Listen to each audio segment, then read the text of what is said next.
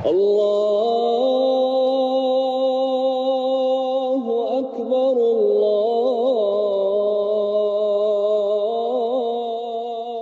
Akbar. Ada hadis yang menguatkan tentang neraka itu berbicara. Di situ ada urutan 61, maksudnya dari pertama kita belajar bab tentang neraka ini, semoga Allah selamatkan kita darinya, sudah 61 hadis. Yang berbunyi Abu Hurairah radhiyallahu anhu meriwayatkan sabda Rasulullah sallallahu alaihi wasallam, "Yakhruju 'unuqun minan nari yaumal qiyamah, laha 'ainani tubsiran wa udhunani tasma'an wa lisanun yantiq yaqul inni ukiltu bi thalatha bikulli jabbarin 'anid wa bikulli man da'a ma'allahi ilahan akhar wa bil musawwirin." Artinya leher neraka keluar pada hari kiamat. Jadi dia makhluk, dia punya leher. Keluar lehernya yang memiliki dua mata yang dapat melihat, dua telinga yang dapat mendengar, dan lisan yang dapat berbicara. Jadi ada dua matanya, ada dua telinganya, dan ada lisannya bisa berbicara. Ia mengatakan, jadi pada saat dia lagi menyiksa orang-orang yang di dalamnya, maka dia pun mengeluarkan lehernya, kemudian berbicara dan memperdengarkan suara itu kepada penghuni neraka. Na'udzubillah. Semoga Allah selamatkan kita dari neraka ini. Kata dia, sesungguhnya aku ditugaskan kepada 3 golongan. Maksudnya yang paling banyak mendapatkan siksaan di dalamku adalah 3 golongan ini. Yang pertama adalah kepada setiap orang yang sombong lagi menentang. Sombong ini menolak kebenaran. Ya. Lalu menentangnya. Ada orang, dia belum beriman, atau dia masih bermaksiat karena belum sampai padanya peringatan. Dan pada saat sampai padanya peringatan, dia berhenti. Dia beriman dari kekufurannya ataupun dia berhenti dari kemaksiatannya. Tapi ada orang tidak. Dinasehatin pun malah dia marah, malah dia memusuhi orang yang menasehatinya. Maka ini masuk dalam bab sombong. Ya. Semoga Allah selamatkan kita dari sifat seperti ini. Dan kesombongan yang paling berat adalah menolak Allah subhanahu wa ta'ala sebagai Tuhan. Menolak perintah Allah subhanahu wa ta'ala. Bagaimana iblis menolak untuk sujud kepada Adam yang merupakan perintah Allah subhanahu wa ta'ala. Bukan karena Adam ya, tapi perintah Allah subhanahu wa ta'ala. Dan Allah murka pada saat itu kemudian mengusir iblis. Dan dilaknat sampai hari kiamat serta dipastikan akan kekal dalam api neraka. Maka ulama mengatakan maksiat pertama yang dimaksiati Allah subhanahu wa ta'ala adalah sombong. Dan harus hati-hati dari sifat ini teman-teman sekalian. Makanya kata Nabi SAW, tidak akan mencium bau surga. Bukan cuma masuk ke dalam surga. Orang yang dalam hatinya ada seperti biji sawi dari kesombongan. Kalau Allah SWT memberikan kepada anda sepatu baru, baju baru, celana baru, mobil, rumah, segala macam. Ataupun kelebihan fisik, paras wajah, postur tubuh, warna kulit, rambut, segala macam hal. Allah SWT berikan yang bagus-bagus semuanya. Syukuri. Kita nikmati dan kita syukuri. Bukan justru kita jadikan sebagai ajang kesombongan. Menganggap remeh orang lain, menghina orang lain. Itu nggak boleh. Dan ini menjadi penyebab dosa besar. Ya, dosa besar ini. Karena memang dilarang dalam agama kita.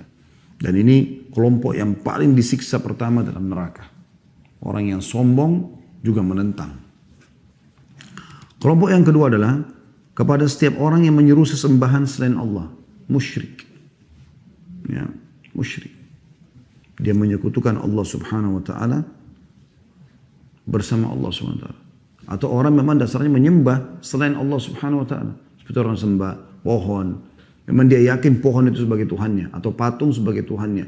Atau dewa yang dianggap dewa mungkin ini adalah malaikat ataupun jin. Itu semuanya. Jadi orang-orang yang menyembah selain Allah ini orang yang paling keras siksaannya. Dan yang ketiga adalah kepada para perupa. Dan ini yang perlu digarisbawahi teman-teman sekalian. Ya. Hadis ini riwayat Tirmidzi jilid 4 halaman 103 dan hadis ini dia dinilai hasan sahih. Yang dimaksud dengan perupa di sini adalah orang yang membuat lukisan-lukisan, patung-patung. Ya. Terutama kalau manusia, jin, malaikat yang dia gambarkan hewan-hewan, ini semua tidak boleh.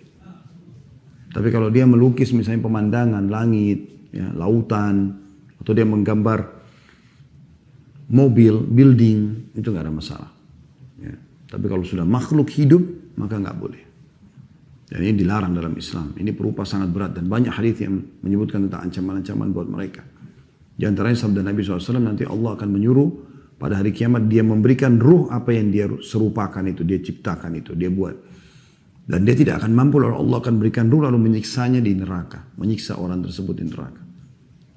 Bahkan dikatakan orang yang paling berat siksaannya hari kiamat adalah al-musawwirun, termasuk orang-orang yang banyak jadi perupah ini. Oleh karena itu profesi ini teman-teman tidak boleh ditekuni kalau kepada makhluk hidup.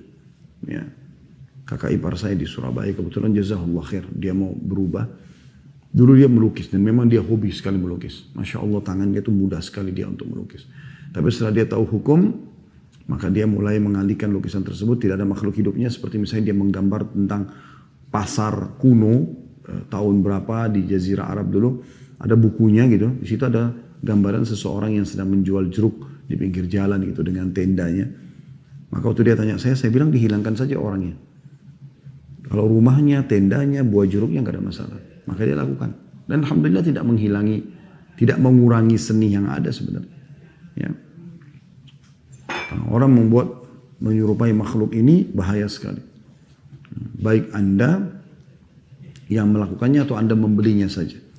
Ya, ada orang subhanallah rumahnya penuh dengan patung-patung. Kata Nabi SAW dalam hadis lain, rumah yang ada anjingnya dan patungnya tidak akan dimasuki oleh malaikat. Kalau tidak masuk malaikat berarti penuh dengan syaitan. Ya, penuh dengan syaitan. Ada seorang jemaah saya tinggal di Bintaro. Beberapa waktu lalu sempat umroh bersama kami. Pada saat saya jelaskan tentang masalah ini, dia sempat mengatakan, saya sudah coba terapkan itu saat saya beli rumah yang cukup besar dan itu banyak patungnya gitu. Nah, pada saat patung itu mau dihancurkan itu sering mimpi buruk lah, apalah segala macam hal gitu. Karena memang syaitan tidak mau gitu kan, itu dikeluarkan dari rumah. Tapi dia tetap berazam karena dia sudah paham sunnah. Alhamdulillah dihancurkan dengan tukang atau oleh tukang. Alhamdulillah akhirnya rumahnya lebih tenang sekarang. Ya, begitu juga teman-teman yang sering kesurupan, ketindian atau orang yang disihir akan lebih lama karena adanya patung-patung ini. Oleh karena itu dihilangkan. Ada juga pernah jemaah kami di Kemang, ya, jazakumullah khairan, di kolam renangnya itu ada gambar ikan, patung ikan untuk air mancur. Maka saya bahasakan, ini jangan dipanggil tukang. Air mancurnya tetap ada tapi dihapus ikan itu. Dibuatlah hanya seperti corong saja keluar air mancur itu dan tidak mengurangi dari estetika ataupun seninya gitu kan. Karena yang kita tinggalkan yang diharamkan saya dalam agama, yang dibolehkan tidak masalah. Maka ini contoh-contoh saja gitu kan. Nah ini harus hati-hati sekali teman-teman sekalian karena akan membuka pintu-pintu permasalahan bagi seseorang yang tidak paham masalah ini. Karena saya lihat seperti sebuah prestasi ya kalau di rumah itu ada kolam ikan terus ada patung burungnya, ada angsa, terus kemudian di taman ada ini ada itu, ada patung harimau dan segala macam hal gitu kan. Itu semua dianggap seperti sebuah kemajuan atau modern atau simbol kekayaan. Ini keliru. Jadi harus Anda keluar dari belenggu itu. Semua diharamkan dalam agama, tidak ada yang Anda letakkan atau Anda kerjakan karena Anda tahu itu haram dalam agama Islam. Ya, supaya terhindari dari siksaan seperti ini. Karena ini siksaannya luar biasa.